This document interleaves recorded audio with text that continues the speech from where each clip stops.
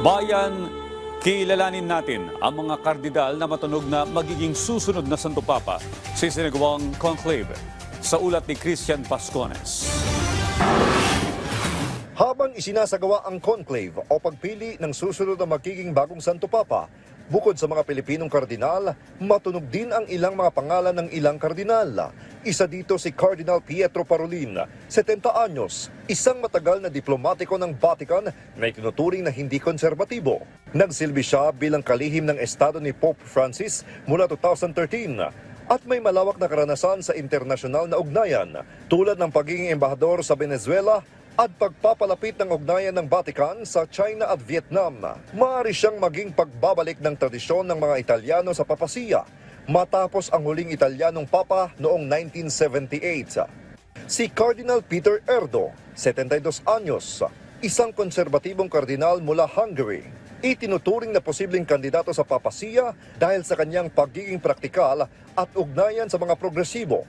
Dating naitalaga bilang pinakabatang kardinal, siya ay kilala sa pagsusulong ng pananampalataya sa mga sekular na bansa.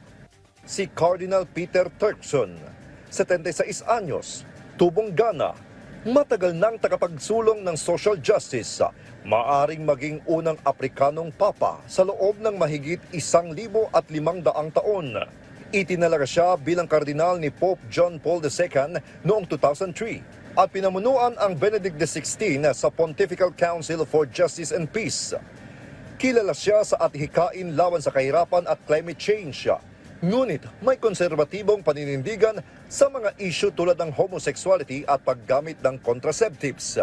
Si Cardinal Matteo Zuppi, 69 anyos, itinuturing na paborito ni Pope Francis at ginawang kardinal noong 2019. Kilala sa kababaang loob, pakikisama sa tao, pagtatanggol sa mahihirap, at pagbubukas ng pintuan para sa mga LGBTQ+ community. Bilang arsobispo ng Bologna, sa halos 10 taon, madalas siyang gumamit ng bisikleta sa halip na opisyal na sasakyan. Father Mateo ang gusto niyang itawag sa kanya at may ugnayan din sa mga pinuno ng mga makapangyarihang bansa tulad ni na Joe Biden at Volodymyr Zelensky. Samantala, si Cardinal Joseph Toby naman ay 72 anyos, isang progresibong arsobispo ng Newark.